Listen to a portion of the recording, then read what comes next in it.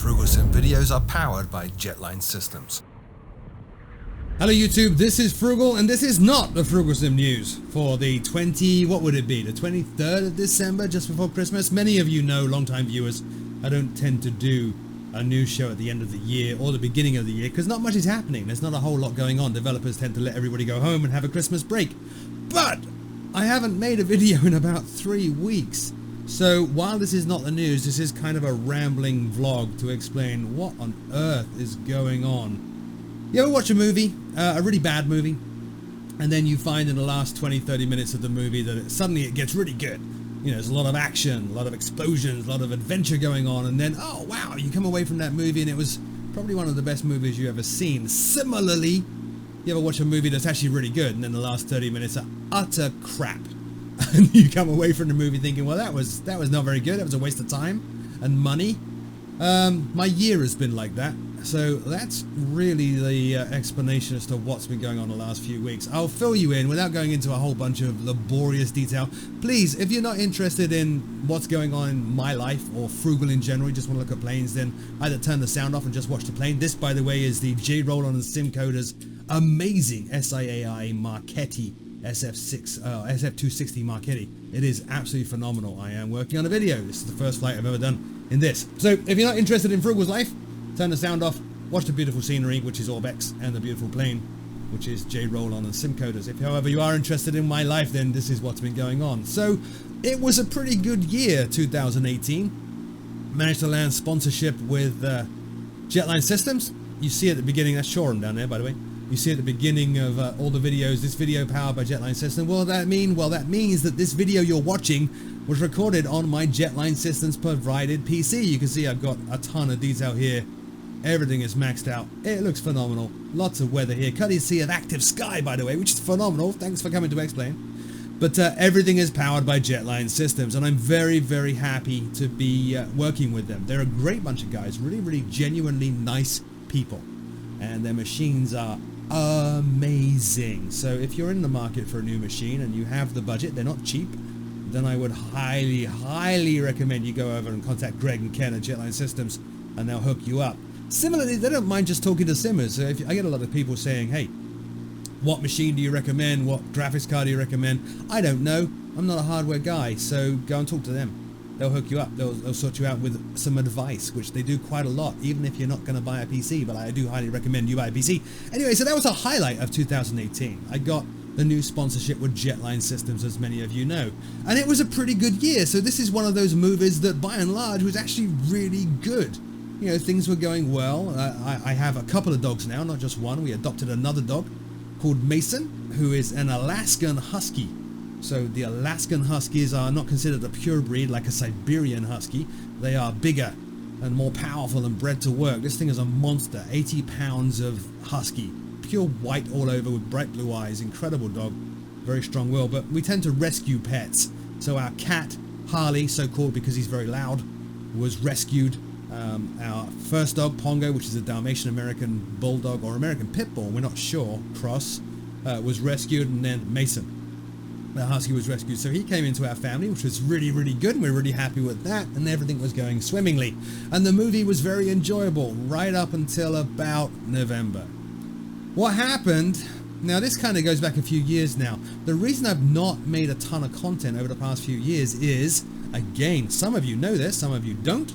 What I do in my day job is not YouTube. I am not a professional YouTuber in that this is all I do full time. I don't have a Patreon. This doesn't really support my family. It's a hobby that pays for itself. So what I do in my day job is I am typically a startup CTO. Now what that means is you have a great idea for a technology product and you've got some money, you manage to raise some financing or stuff. You come to me and say, Pete, how do we do this? And then what happens is I start writing code. I'll hire one or two other guys. We'll write some code. We'll get your product done. We'll get it launched, and then we'll build the company out. And away we go. And I've done this quite successfully in the past. My big success story was a company called IZEA, which really created the whole sponsored social media trend. So when you see Kim Kardashian tweeting and getting paid for it, that's us.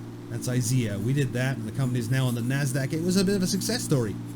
Had a few failures since then as well. A number of failures, which is not uncommon in the world of startups. 1 in 5 or even 1 in 6, I think, is successful. So by and large, you stand to be unsuccessful. And then I got involved with another one about 3 or 4 years ago. I'm not going to mention the name, simply because they're still operating. I'm still involved with them. They're not quite ready yet to have a lot of traffic.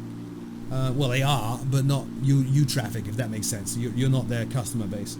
So got involved with them about 3 years ago, and that's really at the point, 3 or 4 years ago, it's really at the point at which you notice, if you go back in time through the channel, that's really the point at which the content dropped considerably. Working on startups requires everything you've got and then some. So you typically work for less than you would normally earn. You're typically working crazy hours. It's highly stressful, especially being the CTO. You're responsible for everything to do with the technology base. Doesn't leave a lot of free time. But it's what I believed was the right thing to do, because the payoff would be good, and I believed in the company idea, still do. And hopefully things would work out. Well, they didn't work out. Got to November this year, I had a meeting with the boss, went to meet him for lunch and got told, hey Pete, bad news, we've run out of money.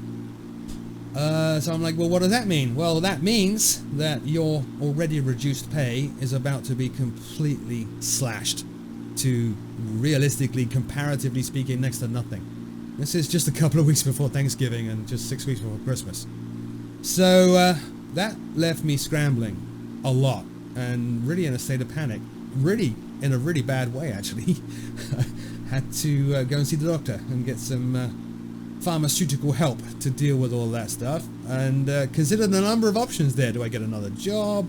Do I consider building the channel out rapidly? Do I live stream? Actually fired up a couple of live streams to see what the response would be like from you guys. It wasn't amazing, which is just fine. I'm not a live streamer. Honestly, I'm not very good at live streaming. It makes me very, very nervous. So that's just fine. You know, decided, okay, that was a bit of fun. We're not going to do that. I probably should look for another job. Managed to get another job and landed that position and started November the 12th and thought, great! Managed to dodge the shark there. Had to take out loans, though, from friends in a bank to get up to that point. It was about 2 or 3 weeks. Maybe more, without really any money coming in, and it was absolutely catastrophic, or potentially catastrophic, so I had to take out some loans to get through that, and managed by the skin of my teeth to land a new role at a company in the Florida Panhandle.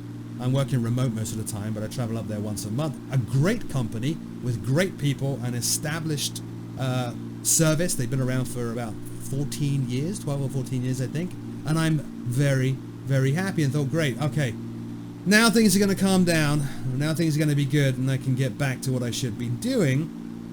And then got the news on Facebook from a relative that my father, who I'm not very close with, haven't been very close with for a while, and not really in regular contact with, but he's still my dad, you know? It still kind of tugs at you. Got news from a relative, hey Pete, sorry to break the bad news, your father's in hospital, it doesn't look like he's going to make it.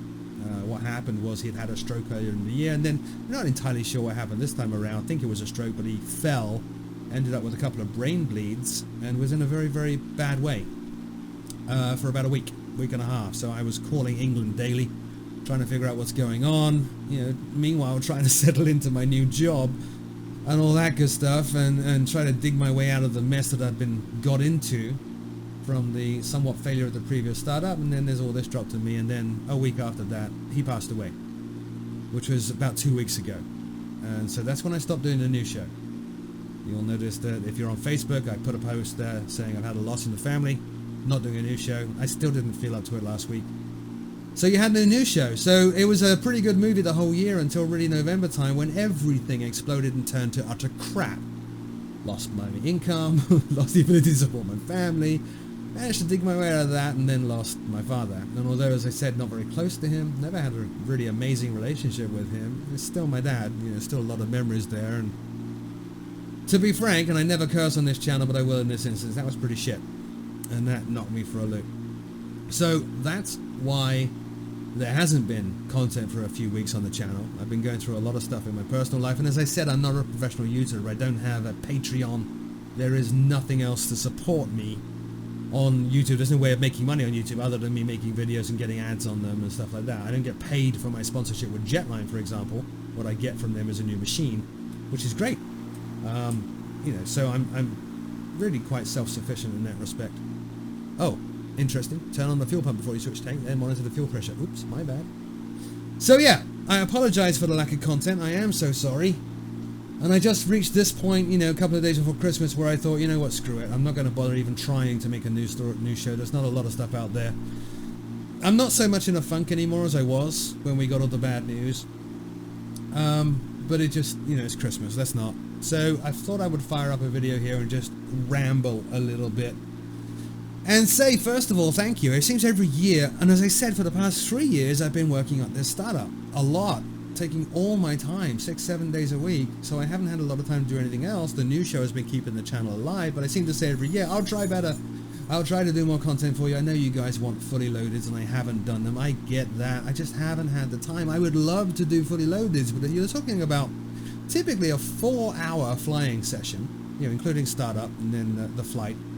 Including planning as well. I typically break that down into 3 parts, and it's typically rehearsed a number of times, usually 5 to 10 times.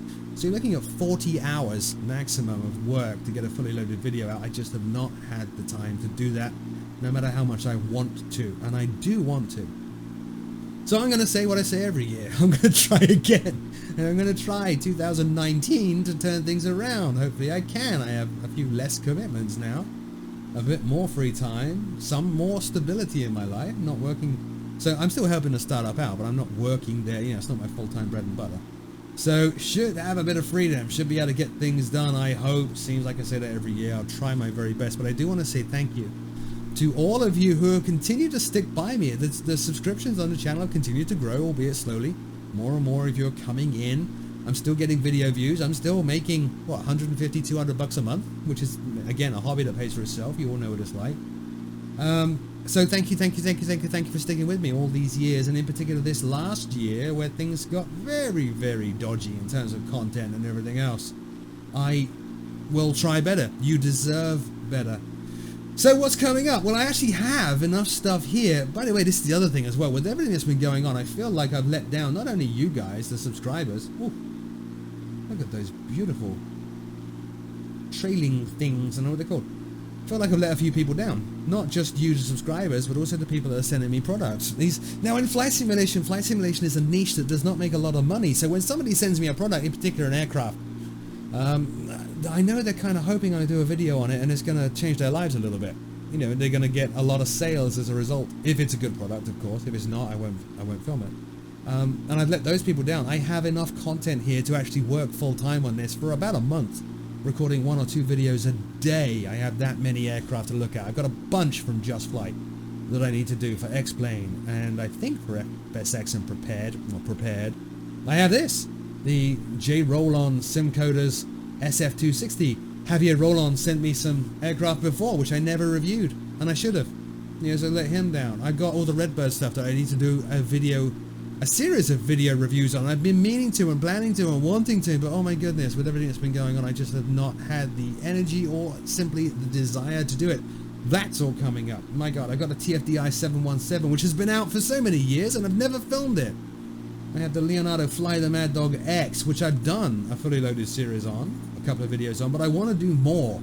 That is an incredible aircraft and a personal favorite of mine, which I really want to dig into in the same way that I really dug into the NGX in FSX when that first came out. The Leonardo Fly the Mad Dog X is that level of quality that I just want to find hours and hours and hours and really dig into it. Then we got the DCS World stuff.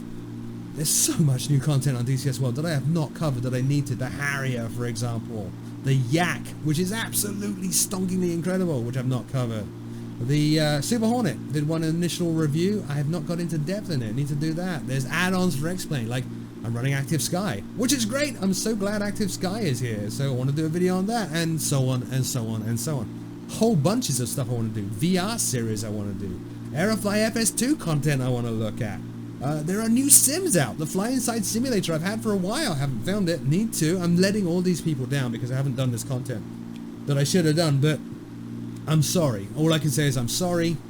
Not really trying to rip anybody off with these people sending me stuff. Don't typically ask for it to be sent to me. It gets offered.